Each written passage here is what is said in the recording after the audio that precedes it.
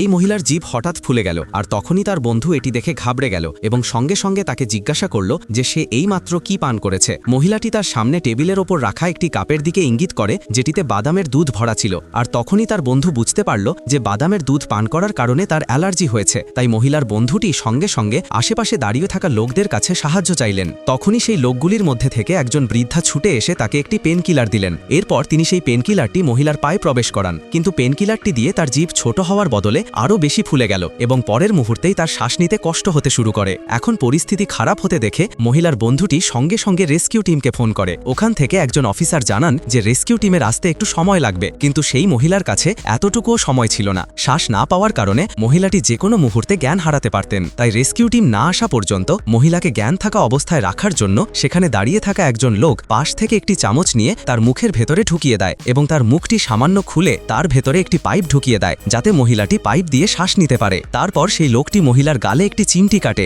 যার যন্ত্রণায় মহিলাটি জ্ঞান ফিরে পান। আর তখনই সেখানে মহিলাকে উদ্ধার করতে রেস্কিউ টিম চলে আসে।